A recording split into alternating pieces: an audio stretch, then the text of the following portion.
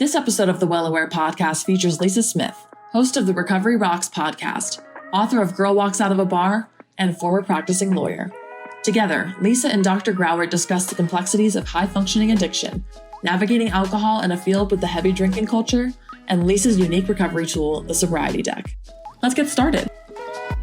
Hello, and welcome to the Well Aware podcast. I'm Dr. Lauren Grawert, Chief Medical Officer at Aware Recovery Care. And today I'm so excited to be joined by Lisa Smith, who is an author, a very vibrant podcast host herself, a former practicing executive lawyer, and a law firm executive. And we're going to be talking about something that not enough people talk about, which is really a subset of a substance use disorder called high functioning substance use disorders. And I think this is so important to talk more about, to remind folks that addiction doesn't look the same throughout people, and that addiction can really hit anybody. It knows no boundaries as it relates to socioeconomic, intelligence, cultural, location. So I'm super excited for you to be here with us today, Lisa. Thanks for the time. And where does this podcast find you today? Thank you so much for having me. I'm honored to be on with you. And I am right now in Southern California,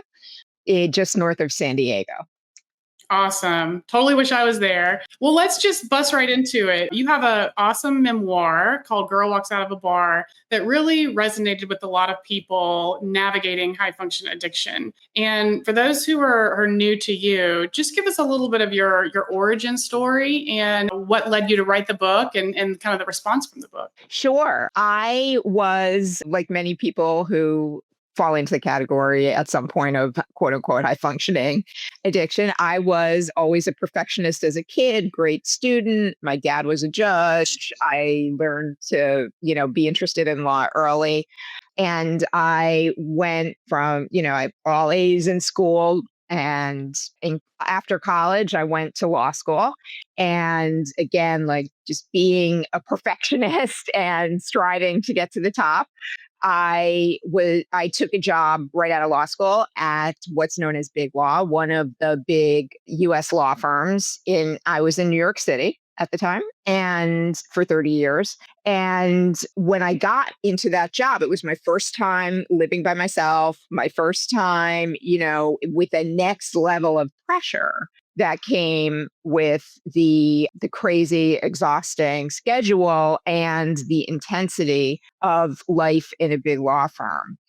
I did not know at the time. I knew I had a genetic predisposition towards addiction, and I knew I liked to drink a lot, always had, as a way to blow off steam, which is an excuse in high functioning situations.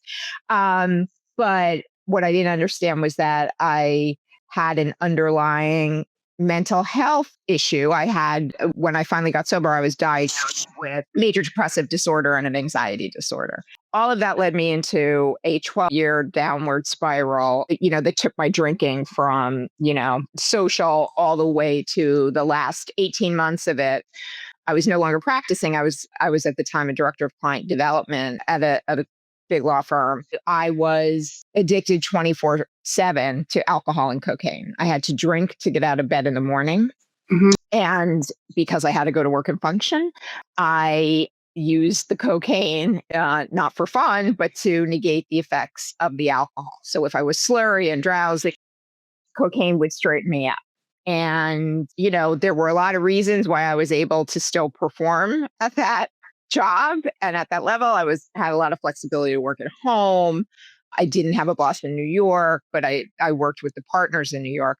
And eventually I was fortunate that my story remained mine. I crashed out one morning and decided to get help.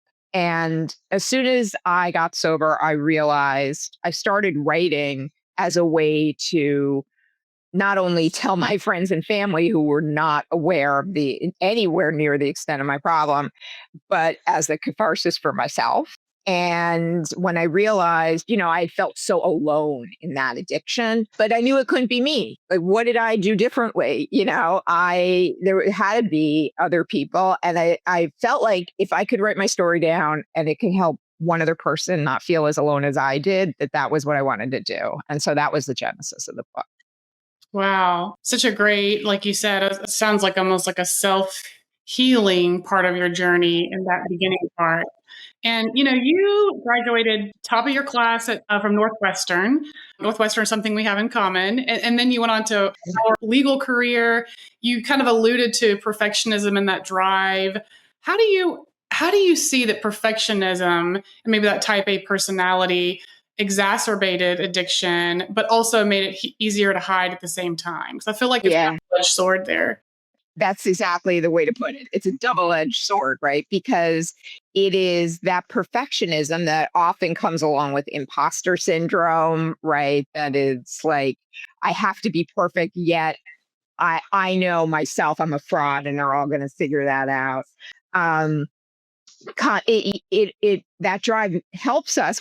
I wouldn't have gotten where I was in school or in the law firm, to be honest, if I wasn't always striving to get, for the top, right? So that type A, I'm going to put in the extra time. I'm going to be anal about all the details.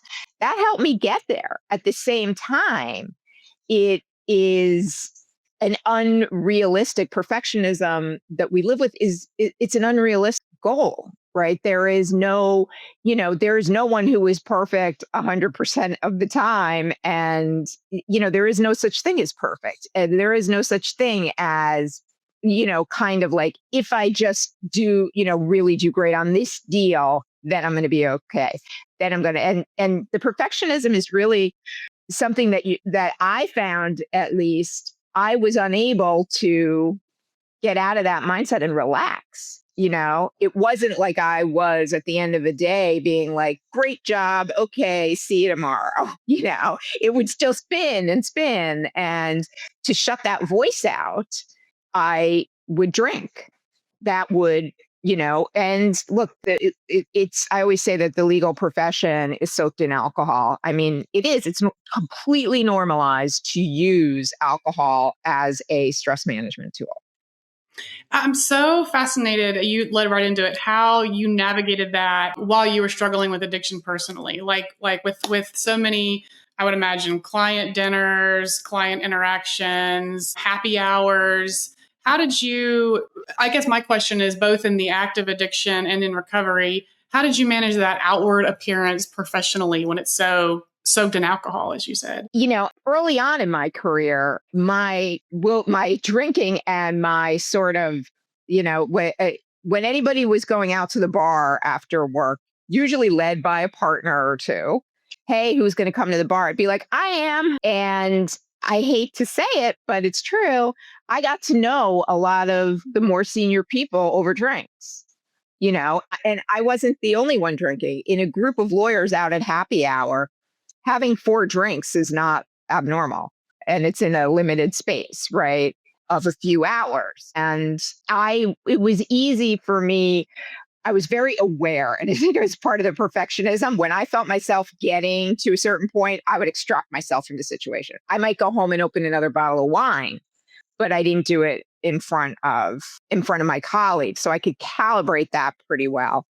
But in terms of I really think that those 18 months that I was 24/7 and I had to show up, the bottom could have fallen out at any time, right? I was just doing what I needed to do to survive. At that point, my body was so badly addicted. And the stigma around, I knew how bad I was. I knew I was a drug addict and an alcoholic at that point. But I couldn't imagine quitting, one, for me, or two, telling my firm, like going out for a month or something to go get help. That was I should say, 21 years ago. So a lot has changed. People do take leaves, medical leaves, that don't have to be characterized as physical or mental health.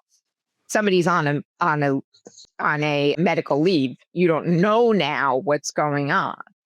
But I would say, you're only, like I said, at any point in those last 18 months, this is why the idea of high functioning is a myth.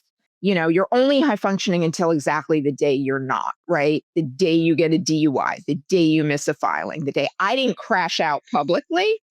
And so I was able to manage my story.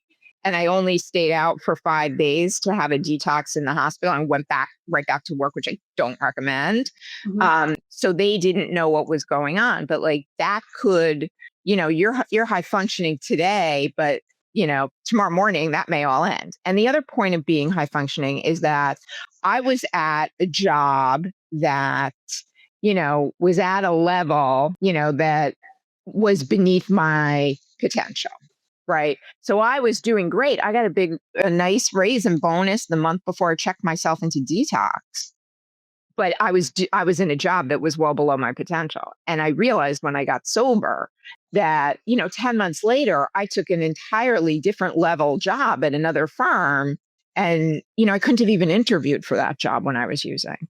So I think those are the two big things in high functioning that, that are at play at that time. Yeah. I mean, it's so fascinating hearing about the happy hours and interacting with other people above you, because I feel like law, as many other professions, is so much about networking, maybe as much networking as it is your potential. And so you're so vulnerable there, where it's almost a necessity, part of your job, if you want to advance in your career, to be doing that networking. And yet it is in this environment that is just surrounded by alcohol. Well, tell us about She Recovers for legal professionals and the Lawyers Depression Project. So Lawyers Depression Project has morphed and is not in its existing form anymore. But that was something that started early on. So within the legal field, in 2016, there was a giant study done by the American Bar Association together with Hazel and Betty Ford, and looked at the percentage of lawyers, active working lawyers across all fields, like big firms, academia, judges, everything, and looked at the rate of substance use and mental health disorders. And it turned out at that point in 2016 to be about 21% of working lawyers fell somewhere on the alcohol use disorder spectrum. And that number went up during COVID and is struggling to get back down. So when that came out, that was like a big explosion in the profession. It happened to be the same time that my book came out. And so I wrote an op-ed for the Washington Post about the study when it came out. And so I ended up sort of being a bit of the face of that study, like being the human side. And I started presenting and talking and all of that. But there's a push now. Right around then was when Lawyers Depression Project started. She Recovers is something that I think a lot of listeners might be interested in, because it was existing. I got involved with it when my book came out and I was asked to speak and those kinds of things. But She Recovers is really just a support network, free, with online meetings for anyone who identifies as a woman. And it's recovering. What's great about it is that it's for people who are recovering from anything, which doesn't just mean drugs, alcohol. It can be grief. It can be a divorce. It can be workaholism, or any kind issue that you're grappling with. You're welcome at She Recovers. I love that. I knew about She Recovers, but I have never heard that aspect as well, that it can be anybody who's navigating, it sounds like, a challenge, which makes it so much more inclusive. And there's so many similarities to navigating recovery and navigating other challenges. So that's what makes it really unique and special, I guess. It does. Yeah, it's a great organization, and they hold retreats from time to time. They're terrific. Well, as a leader in advancing the well-being in the legal profession, what changes are you seeing that have been made in the profession, whether it relates to addiction or mental health, that are encouraging? And what do you see as the biggest thing that still needs to change? Sure.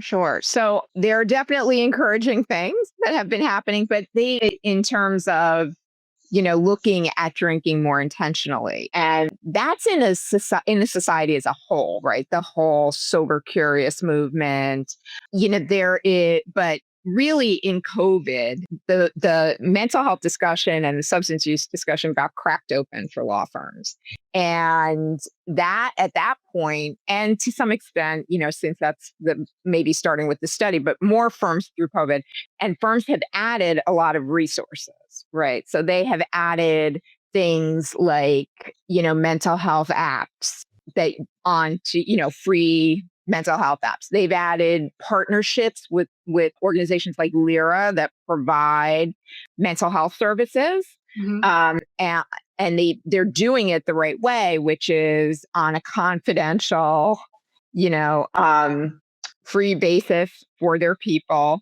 Having been on the management committee that I was most recently at, I know for a fact that, when they set these things up, it is truly confidential. People fear that it won't be, but the management committee of a law firm could not get a list of names of who's using these services. And that's true for all of their confidential services through their employee benefits programs, which is where a lot of this comes from. So there are a lot more services. The biggest thing for me that I'm seeing now that I love is that we're working to normalize not drinking, right? So for me, this has never been about remove alcohol from the workplace. Look, you can drink safely, knock yourself out. I can't, right? Mm-hmm. It's the recognition that people choose not to drink or are not drinking for a host of reasons, right? They have religious reasons, they're dietary reasons. They are, doing a challenge, a dry month challenge, or supporting a friend who's doing that. They are, most work functions are during the week after work. Maybe a lot of people just don't feel like having a drink on a Tuesday night, right? And the idea that now it needs to be normal for firms to not only accept that and not be, not extending the pressure to drink, but providing, actual alternatives, to alcohol in a way that is not just, we've got some sparkling water and Diet Coke, right? So for every law firm events now, many of them, not all, but many of them, for every signature cocktail you see, you'll see a signature mocktail. And just making it easy for people who don't want to drink to not make a big deal out of it and just choose the option. Yeah, I think you're so right that the most encouraging thing I'm seeing, whether you're in recovery or sober curious or California curious, I've heard as well, is just the number of options. That really resonates with me. I've been lucky enough not to struggle with a substance use disorder, but now that I'm in my mid 40s and I'm reading all of the evidence about, alcohol increases your risk of breast cancer by tenfold, gastric stomach cancer by 7-fold, esophageal cancer by 20-fold. If you're, listening and you're a female with a history of breast cancer in your family, one out of 9 women get breast cancer, even irrespective of alcohol. And so to me, I really like having more options because I'm thinking, I don't want to increase my risk of breast cancer 7 to 10 times more so than I already have in my mid 40s. And so it's harder to do that, though, I feel like, if you don't have good other options. Absolutely. And, it's interesting. I have seen, too, the demand for changing the culture around drinking is coming from the younger lawyers. Gen Z drinks a whole lot less than the millennials did, or certainly Gen X, my generation. So there is, I've spoken once. I spoke at a law firm in New York, and I spoke to their summer associates, and the head of the summer associate program said to me afterwards, she was like, I have to tell you, we have 8 summer associates here this summer, and we had all these things planned, and we found out that 4 of them don't drink, and we had to revamp our whole program for the summer. But that's the thing. It's now that coming into a law firm, there is, they are trying to get an understanding of what is going to be appealing to the Gen Z people. And it's not the same alcohol bar centric activities that used to be. Yes. Well, before we wrap up, I want to make sure we talk about the Sobriety Deck. So you've written this amazing book. You have your podcast, Recovery Rocks. And then this new, unique kind of tool that I was looking at yesterday almost looks like sobriety tarot cards. Tell us about it. Looks very cool and the colorful, but tell us from your perspective and for our listeners a little bit about the Sobriety Deck. It's funny that you say tarot. So my podcast partner is Tawny Lara, who is also, a sober advocate. Her book, which could be of interest to people, she is sort of known as the sober sexpert. And she has a book out called Dry Humping. It's about the subtitle is, dating, relating, and hooking up without the booze. So that's our podcast, is sort of this intergenerational thing with totally different approaches to recovery. And we have over 6 years now had, talked about all these topics. We've got like 250 or something episodes of the podcast. And we found during COVID, we both picked up tarot and we love it. But this, Tawny had said, well, we should do a tarot sober deck. I'm like, that would be presumptuous. We can't do that. But we also love just like card decks in general. And so we said, she noticed, it was all her idea. She was like looking at all these decks, and decks are kind of hot. You see all different kind of decks, hack your nervous system, like inspirational decks or, decks for anxiety. But we didn't see any deck for sobriety. And so we proposed it. We worked on a proposal for that. It's basically a download of what our kind of recommendations and what we've gleaned from the podcast. It's the Sober Companion, and it's broken up into 5 sections as you go along. So the first is Sobriety Toolkit. There's 10 cards in each section. And that's your, step on the basic tools to help you. And then knowing yourself, which is sort of the next phase of getting sober, is really looking inward and figuring yourself out. And it's prompts and it's things to journal, and it's our experience, like ideas based on our experience. And then relationships is its whole, family, love, work, all in there. The fourth one is called Showing Up, because now you've really changed, or you're working on yourself in different ways. How do you show up to different things in life? Right. And like for me, I couldn't even show up to take my laundry across the street without drinking, so I needed to learn how to show up in the world. And then the fifth one is the one that really, we love, which is experiencing joy, because we didn't get sober to be miserable. And there's so much joy in a sober life that is just on a different level. Well, it sounds really practical. And the other thing I love about it is it's a different medium to get this really important information across, because, not everybody is a voracious reader. Not everybody is a podcaster, although I love reading and I'm always listening to a podcast. But just having like another medium that's fun, that might be more appealing to the non-readers or the non-listeners, and that is like super practical. I love the concept. Yeah, it's all practical tools and it's for anyone. It's, for a booze-free life. It doesn't matter if you're doing a sober month or if you've been sober for 20 years, right? There's stuff in there, and it's totally it was all written for sober curious people as well, or people who might just be taking a month off, doing a challenge or something like that.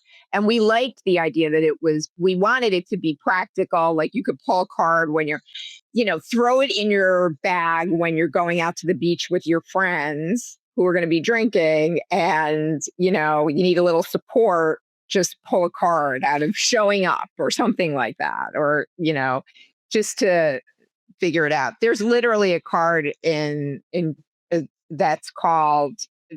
icebreakers. Like, how do you start a conversation sober at a party with people drinking, right? How do you not feel awkward?